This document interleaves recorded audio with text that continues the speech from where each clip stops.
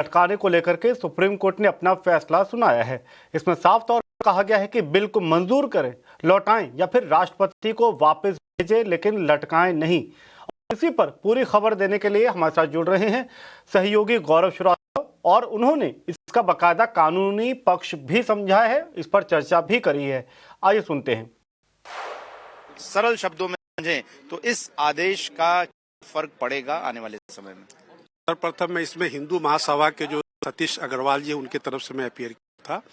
आज का जो राय है माननीय सर्वोच्च न्यायालय का धारा 143 तहत, वो वाकई एक ऐतिहासिक राय है और इस राय के माध्यम से उन्होंने संवैधानिक जो स्कीम है गवर्नर और राष्ट्रपति से रिलेटेड बिल कंसिडरेशन के मामले में उसको काफी एक्सप्लेन किया है।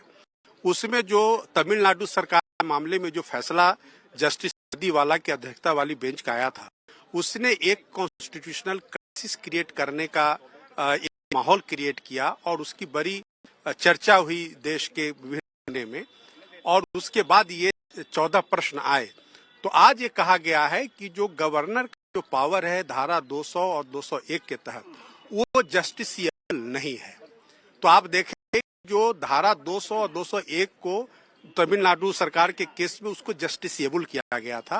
उसमें एक आर्टिकल 142 को इन्वोक करते हुए डायरेक्शन इशू किया गया था और ये कहा गया था कि अगर 3 महीने के अंदर में वो अपना कंसेंट नहीं देते हैं, एसेंट नहीं देते हैं, तो वो का शेप ले लेगा।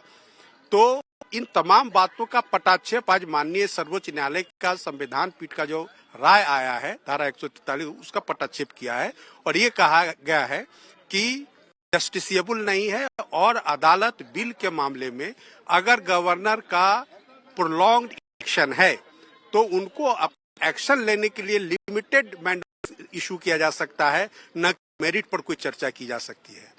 तो इसके आधार पर एक तरह से एक बहुत बड़ा ऐतिहासिक फैसला है। दूसरी बात कहा गया है कि जो गवर्नर का जो पावर है धारा 201 के तहत, वो डिस्क्रिशनरी पावर है, वो काउंसिल ऑफ मिनिस्टर्स के एडवाइस से बाध्य नहीं है। ये बहुत स्पष्ट है। तीसरी बात में कही गई है कि जो धारा 201 में जो 3 सिचुएशन है, 3 सिचुएशन में या तो वो एसेंट दे दे या अपना ओपिनियन रिजर्व बिल को विदहोल्ड कर ले और उसके बाद वो वापस कर दे सदन को, ताकि सदन उस पर पुनर्विचार करे उनके ओपिनियन के साथ। ये भी उन्होंने बहुत क्लैरिफाई किया है। उसके बाद उन्होंने कहा है कि जब बिल पर किसी तरह का कंफ्यूजन हो तो प्रेसिडेंट हमेशा अदालत से धारा 143 की तहत ओपिनियन ले सकते हैं।